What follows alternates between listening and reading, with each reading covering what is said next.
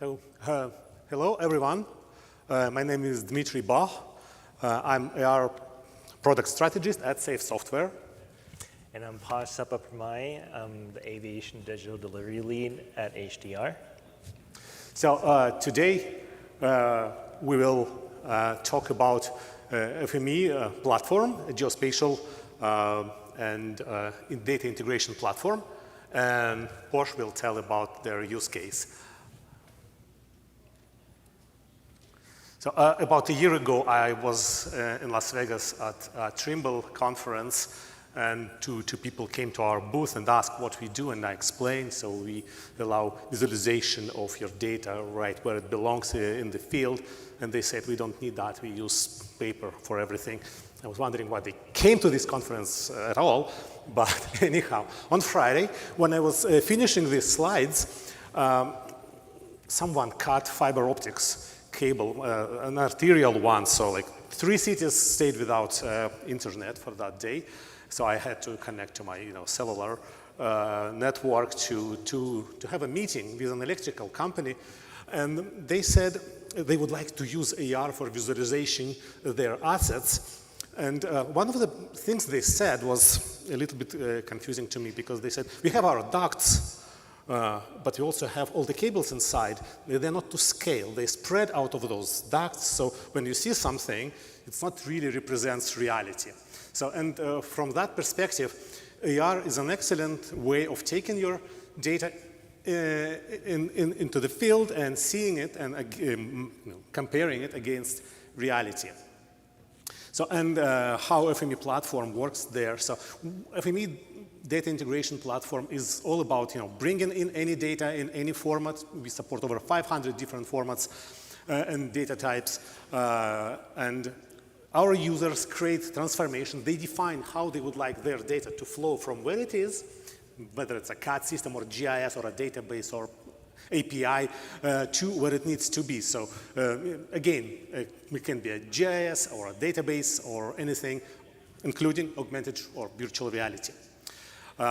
Once they're ready, so they can publish it, and then their field workers can go and explore or experience their data where it belongs. And when I say we support all the data types, you can see the spectrum of the formats that we support. As I said, over 500 formats: CAD, GIS, databases, XML, JSON, APIs, national standards and protocols, rasters, point clouds, imagery, everything. Everything can be brought into their workflow, transformed in every possible way, and delivered where it needs to be. So how it happens in a little bit more detail. So first we design that workflow. So I can bring in, for example, a simple 2D data. Like many cities have those, for example, their utilities, just lines and points and nothing else, flat 2D files. We can define how they can be transformed into a 3D model, and then we can publish that transformation so that people don't have to go into all the details. They can just see a web form or an AR app that transform their data to that form. So here are the components of this platform. So FME Form, that's where you design everything. It's a no-code environment where you connect blocks. We call them transformers. So I play with transformers for a living. You design how your data flows from where it is, where it needs to be. Then you publish it. And that transformation runs on triggers such as, for example, a request or an email or an S3 bucket changed, a file arrived there, and something happens. For example, a model is generated and streamed back to the field. And for that, we have that FME Realize product, which allows visualizing that data in the field. So here is how data flows. So as I said, it can be any data. You can have a CAD file, maybe an Excel spreadsheet. You join them, and you can have a whole city delivered to where it needs to be. Or if you are in the field, you can just send your location and clip a small subset of your data and transform it and deliver only that.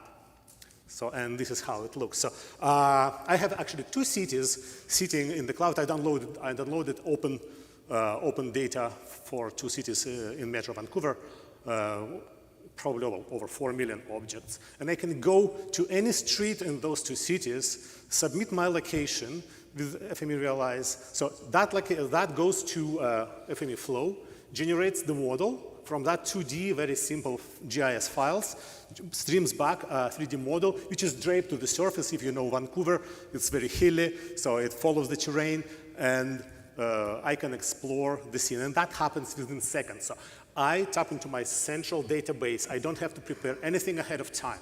It all already exists. It does not exist in that 3D format. I make that thing happen when I request it. So if someone made a change, an update to attributes or to geometry, like 5 seconds before, 1 second before I press run button in my app, I will get information that fresh. But as I show on this slide, on the previous slide, so the data can flow back. So I don't just visualize data in the field. I can design my workflows to send data back. And here you see our graphic environment in the left corner at the bottom. So that's where you design it. And that on the right, you see what that particular workflow generates. So a scene for this portion of the city. But I can go anywhere in those cities, and I can actually show you how it all works if you come to our booth 304. But then inside, you don't have to come to us and say, Safe, could you program that for us? So no. Again, inside, you see those buttons, that window. It's just an HTML which is created with another workspace like this one. So I'm not a developer. I'm a cartographer, and I'm like a user representative inside Safe Software. So I created all that as a user, as an FME user, not as a developer. So it means that you, or for example, Posh, they create same thing, right? By designing these simple workspaces, like you see here. So, and in this particular case, this is a workflow that is designed to display attributes for this particular pipe. So I press a button, and that really amazes me because I don't deliver all the attributes with every feature, because if I have 500 objects, I don't want to make a huge file which will be delivered to field over my cell connection. So the request goes to our S3 or Amazon machine somewhere in Oregon, generates that response and sends it back. So runs this workspace, it generates response, sends it back, and all that takes just under 1 second, which is really amazing. So, and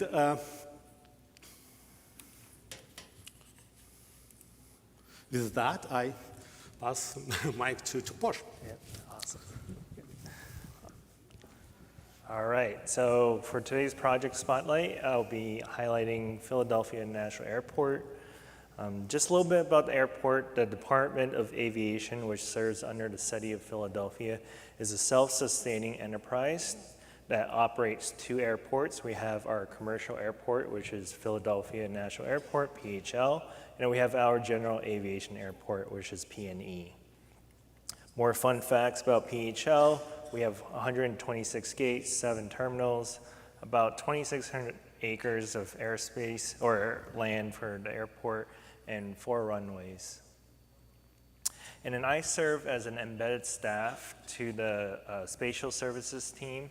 I am their multiple hats, but BIM manager, data integration lead. Basically, we work with BIM, CAD, and GIS data, and we help the entire enterprise. Our data touches all points from engineering to planning to leasing and operations and IT. So for today's project highlight, we'll be talking about our master utility drawings project, or you might hear me referring it to as MUD. So at the legacy system, it consists of CAD to PDF record sets, or paper copy as well, 45 plus pages of confusion. It's not frequently updated every 10 or so years, and it's not easily accessible as well.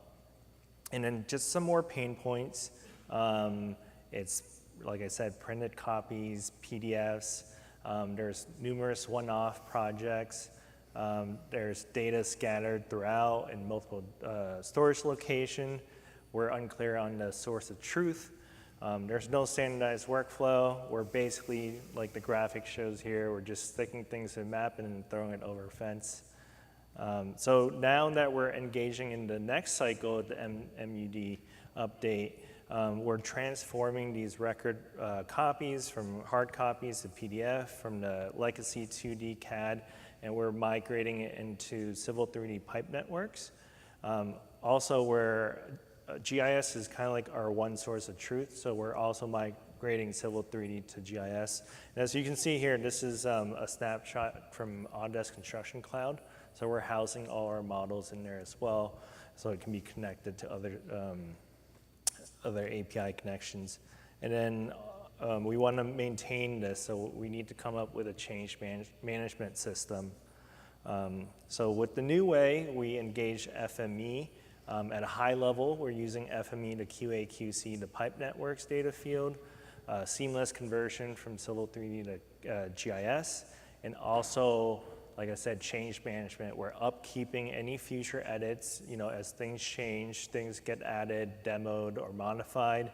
We're using FME to track that with AutoCAD's handle ID. So talking about the MUD data validation, where we use FME, we created an FME workbench to validate the incoming Civil 3D model for the pressure pipe networks. We have expected property sets that we're trying to read from the Civil 3D models. And then we're checking for missing data, expected data. So like if a field needs to be filled in as yes or no, it should only contain yes and no and nothing else. Also, we can validate the slope and the elevation, because sometimes when you model things, it snaps to the zero elevation. So we can cache things like that in the thousands of different assets that are modeled, and then hundreds of attributes on top of that. So FME really helps standardize that, and then it can also generate a report, and then we can send that back to the designer who's working on the MUD project. And we can just run this space over and over again. Next, we use FME for the MUD CAD to GIS. Now, you can import a Civil 3D model in ArcGIS Pro, but what we found is in Pro, it doesn't expose all the attributes, and using FME, we are able to expose all the metadata within the Civil 3D model, so things like materials and certain dimensions. We're also able to map and rename attributes based on the data schema that we want. So changing how CAD would name certain things to how we want to name certain things. And lastly, for the change management, just starting on the far right, so we have this is if there's a change to the project. So we have the CAD import into our federate model within ACC, and then we have an FME workbench, reading the handle ID, basically trying to pick out abandoned pipes, demoed, addition, or modification status, and then we can republish that in file geo database, and then the GIS team can republish that into their ArcGIS portal, and then we can integrate all of that with ACC and the GeoBIM. So with that, we went from this hard copy plan sets to a live living model in Civil 3D, and then we can integrate that with ArcGIS Hub. So within our hub, we have 9 utility system applications all tied from that Civil 3D model. 1 utility composite app, and what's most important for us is, hey, you're getting the latest and greatest information. So we have a date stamp with that as well. So with all this information, we asked ourselves, what more can we do with this data? And I think it was last year, I ran into you and Don at the EEE Tech and Ops Symposium, and I think FME Realize didn't have the Realize name at the time, and it was in beta. But Don brought me downstairs, showed me the application, and I was sold. So our wish list was, we want to take this data and make it accessible in the field, right? We can use apps like field maps and all that, but it doesn't really showcase what the utility is underground. And we also want to tie this, any field inspection notes, any status change, we want to tie it back to the system of truth, which right now is GIS. So this is just a snapshot of me testing this out in front of the DOA's office building. This was a sanitary manhole, and here's just a quick video of me capturing that manhole. So we were able to customize the naming. This is all from the Civil 3D model. I clicked on the all attributes. So this exposed everything that we wanted to see in there. And then this is just the as-built attribute. Sorry, I went a little bit fast. And then the third toolbox item, this was notes. We were able to type in notes. So I said testing 1, 2, 3, submitted, got the green light, and now I can go back to attributes, and this is reading from ArcGIS Online, right? And we're able to see the notes right there, test 1, 2, 3. So we're able to capture all the data attributes in the field and tie it back to what's in our Esri environment for the feature service. So in closing, we realized that we needed FME Realize.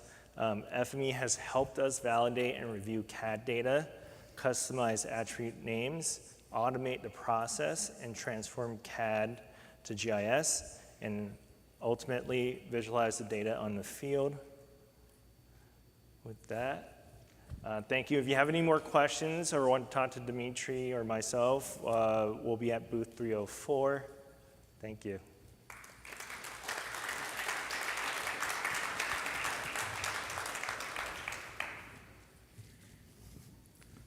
Any questions from anyone?